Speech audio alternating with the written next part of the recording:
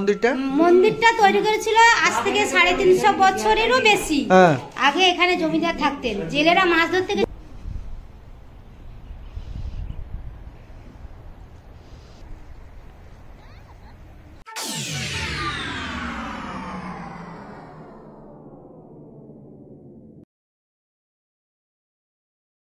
Hello friends, welcome back to my channel Bangabangla lifestyle. আমার চ্যানেলের সব বন্ধুদের স্বাগত। আমার চ্যানেলের সব বন্ধু আছে, সবাই খুব ভালো আছো, আমিও ভালো আছি। তো মন্দিরে পুজো দিয়ে আমরা এই দোকানে জল খাবার খেয়েছি, খেয়ে তারপর খেতে বসেছি।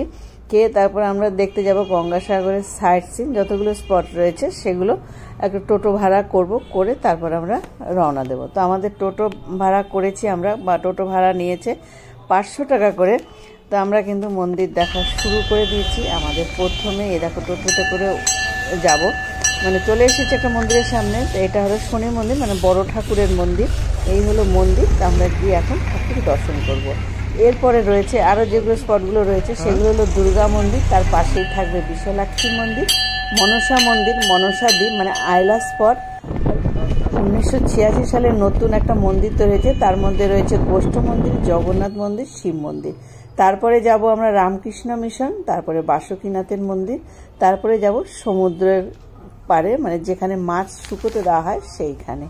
তো এই দেখো আরেকটা স্পটে কিন্তু আমরা চলে এসেছি। এইখানে আমরা দেখব, এখানে হলো প্রথমে দুর্গা মন্দির রয়েছে, আর এই যে রাস্তাটা দেখতে পাচ্ছ, এই রাস্তাটা দিয়ে ভেতরে চলে গেছে, সেখানে রয়েছে বিশালাক্ষী মন্দির। তো চলো প্রথমে দুর্গা ঠাকুর দেখে নিই আমরা। এখানে এই মন্দিরে দুর্গা ঠাকুর কিন্তু বিসর্জন হয় না, এখানে দেখো সারা বছর এখানে পুজো হয়।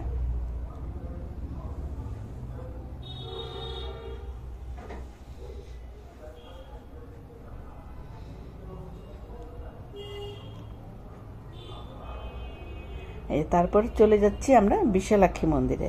তো এই যে অনেক পুরানো এই মন্দির। তো এই যে মন্দিরের ঘরগুলো দেখো, এখানে একটা এর মধ্যে সবকিছু লেখা রয়েছে কোন জমিদারের আমলের এই মন্দির। তারপরে একজন মন্দিরের ভেতরে এক মহিলাকে পাওয়া গেছে, তার সাথে সবকিছু আমরা জেনে নিই। কে তৈরি করেছিল? জেলেরা মাছ ধরতে গিয়ে এই মা বিশালক্ষীকে আর ওই বিষ্ণু নারায়ণ এই দুজনকে সমুদ্রে জলের তলা থেকে পেয়ে জমিদার থাকতেন, জমিদারকে দিয়েছিল মায়ের সেবা করার জন্য। জমিদার তৎকালীনে এই জঙ্গল কেটে মন্দির বসিয়ে মায়ের সেবা করতেন। এখন বর্তমান জমিদার কেউ নেই, বংশধরেরা আছে, এখন আর মাকে কেউ দেখাশোনা করছে না। মায়ের এটা পুরো এরিয়া হচ্ছে 25 বিঘা। জমিদারের যে নায়েব ছিল, নায়েব মরে গেছে, ওনার ছেলে বৌমা ঘর বাড়ি জমি সব সম্পত্তি দখল করে বসে আছে। মায়ের কোনো দেখাশোনা করছে না, কোনো খরচ করে দিচ্ছে না। এই দ্বার বাক্স আমি বনিয়ে এখানে বসিয়েছি, এটা থেকে যা ইনকাম হয় তাই দিয়ে আমি মায়ের।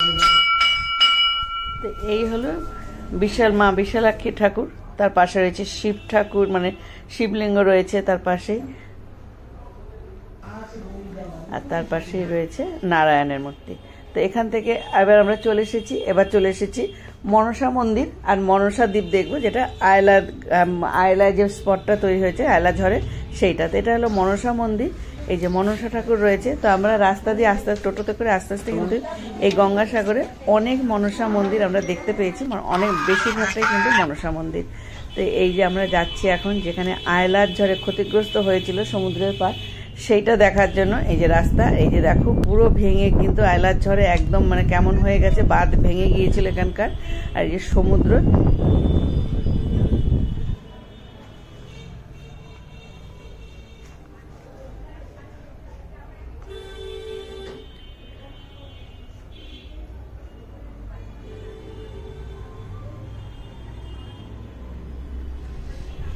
তো আমাদের আয়লার স্পটটা দেখা হয়ে গেছে। এরপরে যাব, এরপরে যে দর্শনীয় স্থানটা রয়েছে সেখানে। এখানে চলে এসেছি আমরা। এটা 1986 সালে নতুন একটা মন্দির একসাথে আছে, 3টে মন্দির রয়েছে।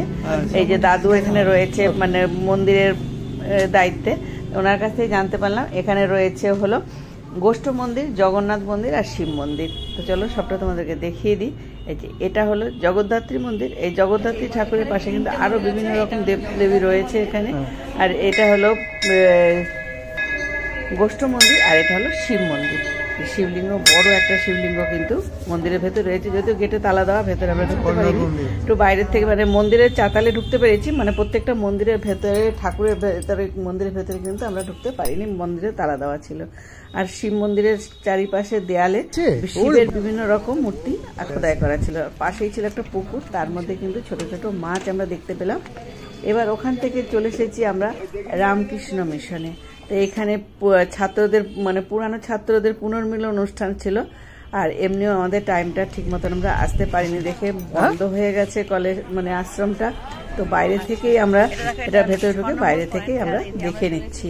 তারপরে চলে এসেছি বাসুকীনাথের মন্দির। এই যে বাসুকীনাথ একদম ঝিলের মতন একটা বড় একটা পুকুরের মতো রয়েছে, তার মাঝখানে রয়েছে বাসুকীনাথের একটা মূর্তি, আর চারিপাশে প্যান্ডেল দেখতে পাচ্ছ। এখানে মেলা শুরু হবে দুদিন পর থেকে, আর এখানে প্যান্ডেলে রয়েছে বাসুকীনাথের মানে মূর্তি, দুর্গার মূর্তি, গণেশের মূর্তি, সব কিন্তু প্যান্ডেল করে করা হয়েছে এবং এখানে পুজো হচ্ছে।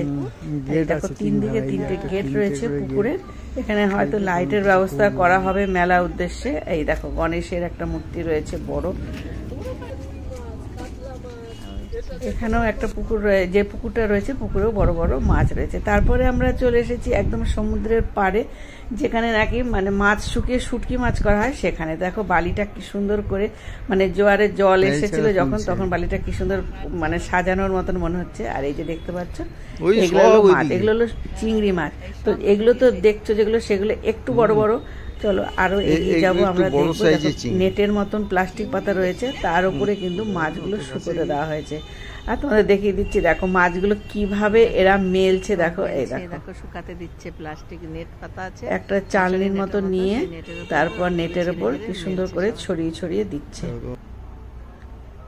তো এই দেখ আমাদের দেখা হয়ে গেছে, আরো দেখাবো তোমাদের মাছ। দেখো এগুলো শুকায়নি এখনো, ভালো করে এক জায়গায় জড়ো করা আছে, এগুলোই সব ছিটিয়ে ছিটিয়ে কিন্তু শুকাতে দিচ্ছে।